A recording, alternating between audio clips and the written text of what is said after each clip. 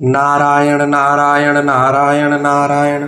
सनातन धर्म में भगवान नाम स्मरण को सब प्रकार के रोगों के निवारण का सरलतम एवं श्रेष्ठतम उपाय बताया गया है। यह वचन इस संबंध में उल्लेखनीय है। अच्युतानंत गोविंद नामोच्चारण भेषजात नश्यन्ति सकला रोगाः सत्यम सत्यम वदाम्यहम्।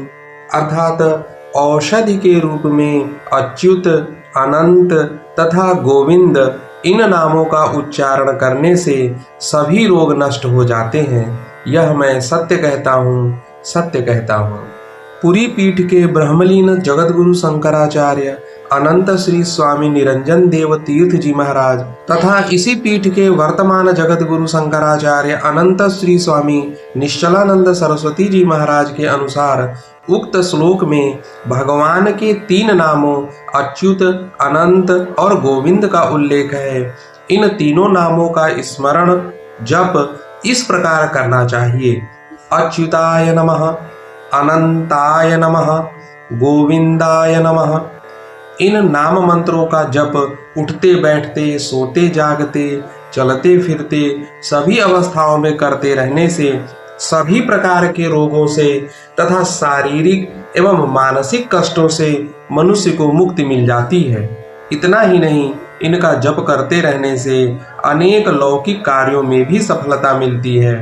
भगवान धन्वंतरि के आदेश से भगवान के इन तीनों नाम मंत्रों के जप से सब प्रकार की सफलता प्राप्त होती है और अकाल मृत्यु भी टल जाती है। यह अमोघ मंत्र है।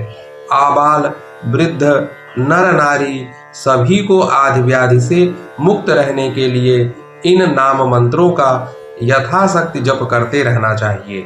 भगवान नाम स्मरण से रोग निवृत्ति होने के रहस्य को जानने के लिए हमें शास्त्र प्रतिपादित कर्म सिद्धांत को समझना आवश्यक है। शास्त्रों की यह मान्यता है कि पूर्व जन्म के शुभाशुभ कर्मों के अनुसार ही हमें जीवन में सुख दुख, रोग शोक तथा दारिद्र्य आदि प्राप्त होते हैं। गोस्वामी श्री तुलसीदास जी महाराज ने इसीलिए कहा है, कर्म प्रधान विश्व करि राखा, जो जस करई सो तस फल चाखा। अर्थात ईश्वर ने संसार में कर्म की प्रधानता रखी है, अतः जो व्यक्ति जैसा शुभाशुभ कर्म करता है उसे वैसा ही फल प्राप्त होता है। शुभ कर्म का शुभ फल और अशुभ कर्म का अशुभ फल होता है। हमारे शरीर में जो भी रोग होते हैं उनका कारण हमारे पूर्व जन्म में अथवा इस जन्म में किए हुए पाप कर्म ही होते हैं। भगवान नाम स्मरण करने से पाप नष्ट होने लगते हैं और उसी के फलस्वरूप पापजन्य रोग भी निवृत्त होने लगते हैं। इसीलिए शास्त्रों में नित्य प्रति नियमित रूप से भगवान नाम स्मरण करते रहने को कहा गया है। वस्तुतः हरि नाम के स्मरण करने अथवा जप करने में पाप क्षय की अपार शक्ति है। यही कारण है कि संत लोग सदा हरि नाम स्मरण करते रहते हैं। श्रीमद् भगवद गीता आदि शास्त्रों में भगवत शरणागति का बार बार उपदेश भी इसीलिए दिया गया है कि जिससे व्यक्ति द्वारा जाने अनजाने किए हुए पाप कर्मों का क्षय होता रहे और व्यक्ति निष्पाप बना रहे, उसे रोग आदि पीड़ित न कर सके।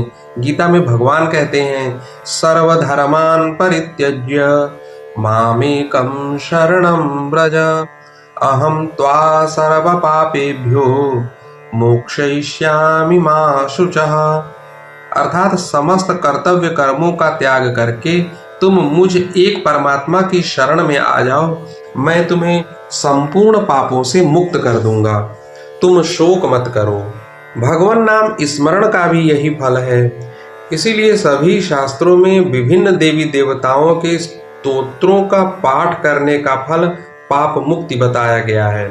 श्री दुर्गा सप्तशती में माँ भगवती दुर्गा स्वयं अपने मुखारविंद से कहती हैं कि उत्तम सामग्रियों द्वारा पूजन करने से, ब्राह्मणों को भोजन कराने से, होम करने से, प्रतिदिन अभिषेक करने से, नाना प्रकार के अन्य भोगों को अर्पण करने से तथा दान देने आदि से 1 वर्ष तक जो मेरी आराधना की जाती है उससे मुझे जितनी प्रसन्नता होती है उतनी प्रसन्नता मेरे इस उत्तम चरित्र का एक बार श्रवण करने मात्र से हो जाती है। श्रवण किया हुआ यह महात्म्य पापों का हरण करता है और आरोग्य प्रदान करता है। श्री राम जय जय राम। इस मंत्र का जप एवं स्मरण करने से मनुष्य को सब प्रकार की सुख शांति प्राप्त होती है, उसके पापों का क्षय होता है और उसे रोग निवृत्ति का सुख प्राप्त होता है। एक बार ज्योतिष पीठ के ब्रह्मलीन जगत गुरु शंकराचार्य अनंत श्री स्वामी कृष्ण बोधाश्रम जी महाराज ने एक महानुभाव को बताया था कि यह अमोघ मंत्र है, इसका जप करते रहने से व्यक्ति को रोगादि पीड़ित नहीं कर पाते हैं।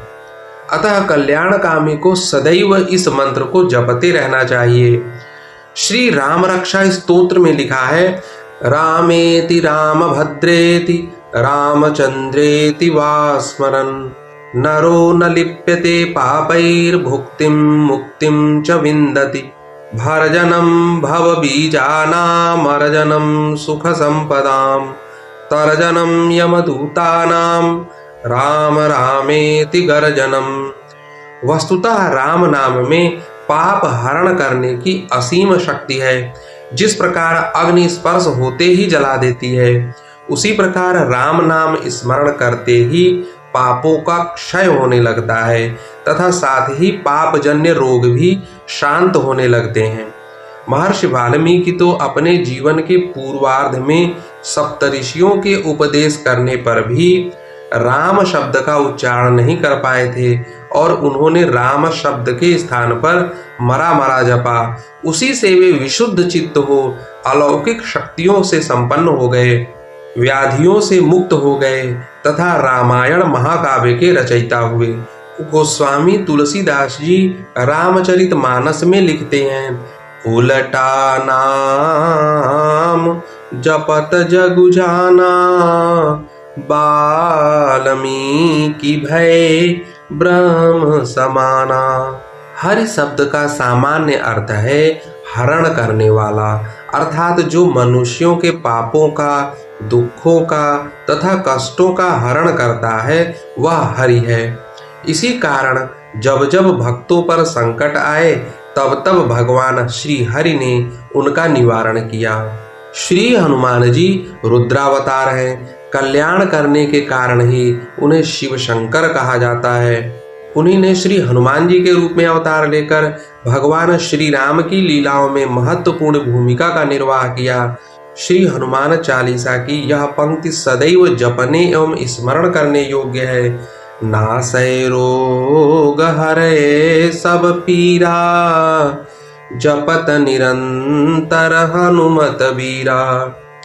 अर्थात जो भक्त वीर हनुमान के नाम का निरंतर जप करते रहते हैं उनके रोगों का तो नाश होता ही है, साथ ही सब पीड़ा भी दूर हो जाती है।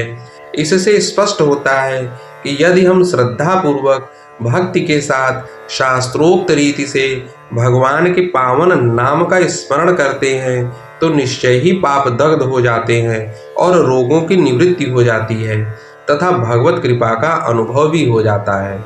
नारायण नारायण।